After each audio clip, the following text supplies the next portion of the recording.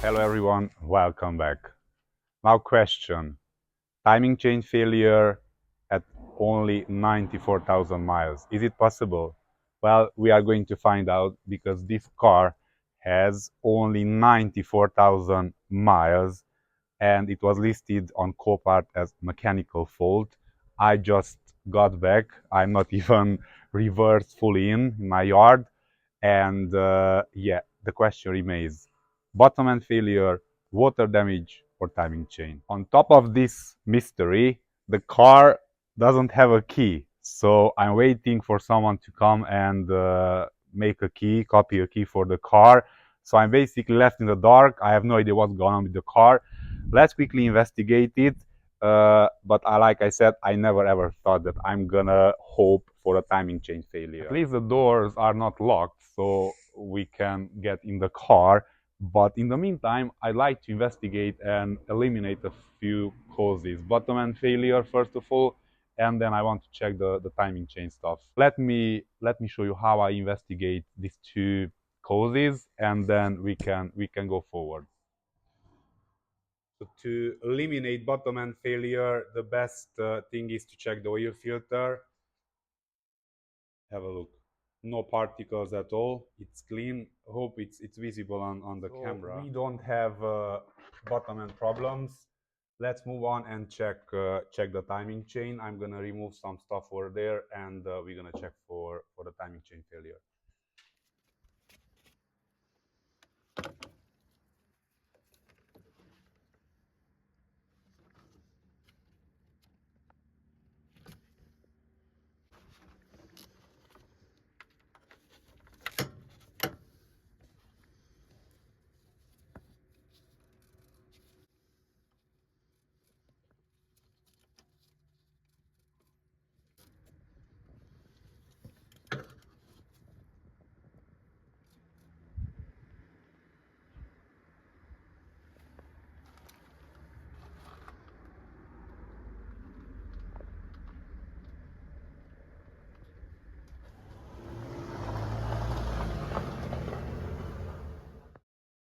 So would you look at that? We have a key. This guy was really good. He did a good job. Obviously, I cannot start the engine because our timing chain is gone. But we're gonna fix it. Now I'm gonna remove the car of the trailer, push it inside, and tackle the job. Who needs engine power when we have gravitation? Come on.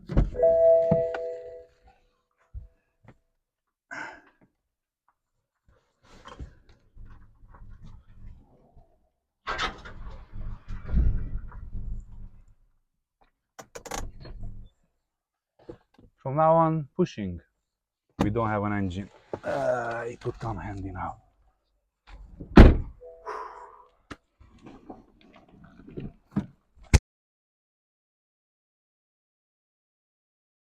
I already started disassembling the engine. I'm not going to record the whole stuff because it's boring. I have so many videos about injector removal and stuff like that. So it's not going to be a detailed video. I am curious what's going on, if it's really the timing chain. So I will jump to the stage when the rocker cover, valve cover is removed. We have a visual look at the timing chain. We're going to investigate if it's indeed broken. If it is, let's see the damage it caused, because who knows, we might get lucky and only the cage, the camshaft carrier is damaged, and we're gonna replace that, put a new timing chain, and that's it. If not, we have to remove the cylinder head, refurbish it. In my case, I have a good one. Just swap it, put the timing chain. But let's slow down and step by step. Oh my. 94,000, timing chain failure. This is the reason. Neglected car. Neglected oil change intervals, and indeed, we don't have a timing chain.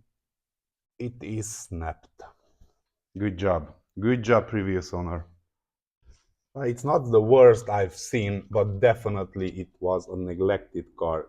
So the amount of sludge and deposit from old, overused oil, it's terrible. these are ruined. It doesn't turns around freely.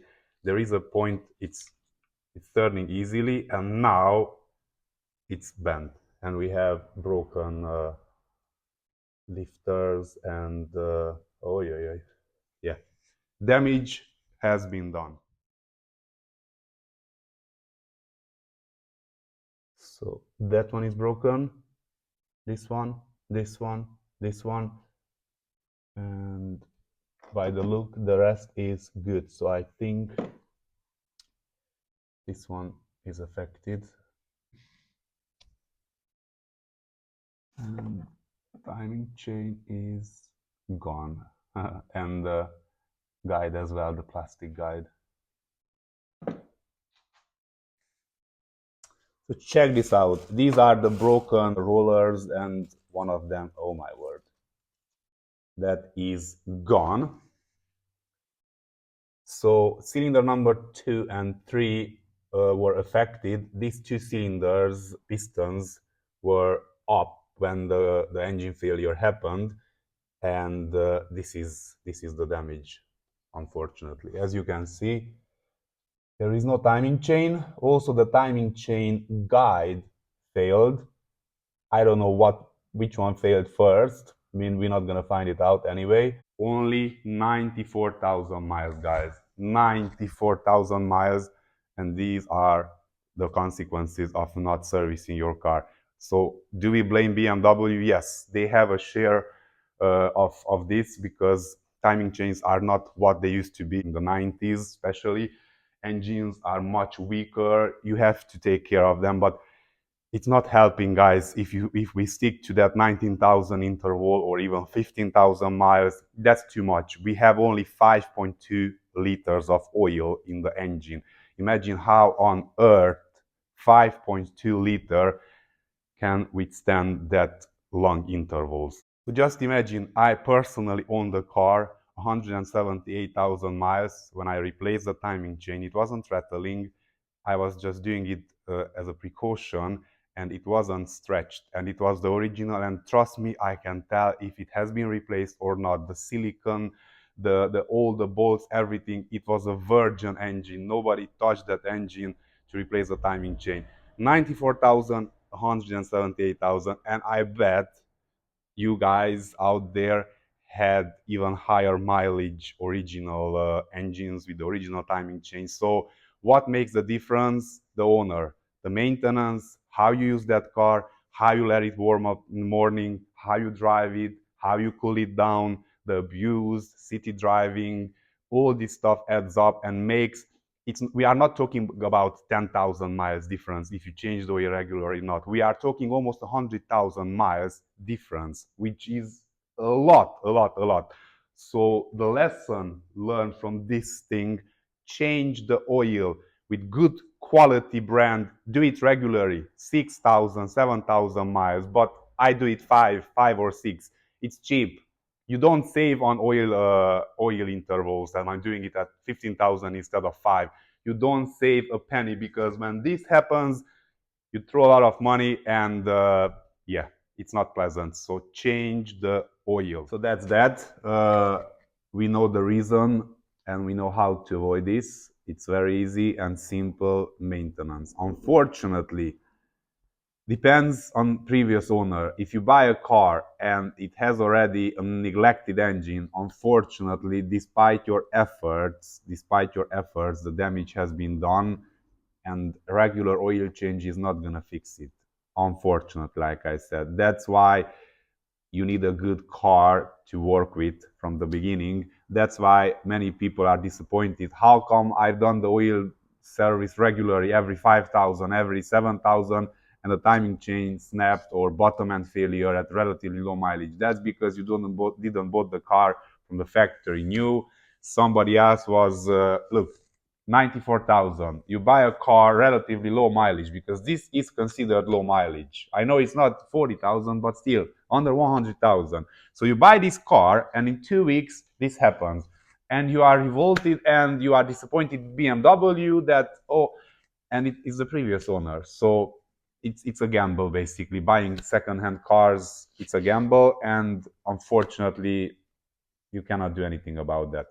So that was the solution. What do we do now? What I've decided to do is an experiment. Probably you will enjoy it. I'm curious as well. I am not going to replace the cylinder head. I will risk a little bit here. So what I'm gonna do, I will remove the engine, okay? I'm gonna replace the timing chain. Hopefully no damage has been done that area when the chain snapped. So I will put a new chain. I will just replace the camshafts and the cage, the camshaft carrier, and measure a compression and start up the car. If it's running, happy days.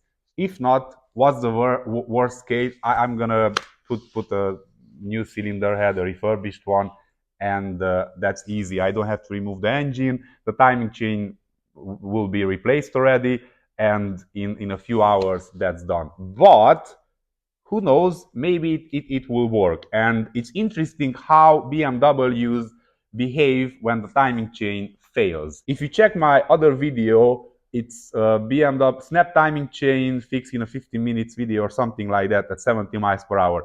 In that case, nothing was damaged on the top. Camshafts, carrier, lifters, everything was spot on. I reused them, but the valves took the punishment. I had a few bent valves. Now, interestingly, in this case, we have broken stuff on the top. So, God help us. Hopefully, we will, be lucky and just the damages on the top. This took the punishment. It gave away. Who knows? So let's do an experiment, because why not? It's my car. It's not the client's car. If it's not working, I have a cylinder head there, and yeah, nothing to lose. And I think I'm gonna end this video here, because it's no point to do it in rush the next stages. I'm not gonna do a detailed video about the timing chain replacement, but still I want to do it like in 15-20 minutes, and I don't know, this video is like 10 minutes plus, so no point to rush it. It will be a part 2, and let's see the outcome. And I am optimistic. I don't know why I'm optimistic, and if it's working, yes, we gain some experience. In case you are already offended and you are ready to type in the comments, it's not gonna work, definitely, even if it starts, it has bent valves, don't worry, I will do a compression check. If the compression is not where it has to be, trust me, I'm not gonna leave it like that, because I would go mad to know that I've done just half of the job. Even if it starts, but the compression is not good, this cylinder head comes off, I will put the good one, and happy days. But for the sake of the experiment, and I was always curious about this scenario, I will do it, and I will find out the results. So I think that will be it for this video. Thank you very much for watching. It's been an interesting outcome. I was hoping for a timing chain failure when I bought this car, although in the mixed was water damage with bent con rods and everything. Also, bottom end failure was on the table, and thank God is the timing chain. Again, I never ever thought that I am going to be happy for a timing chain failure, but in this case, I am.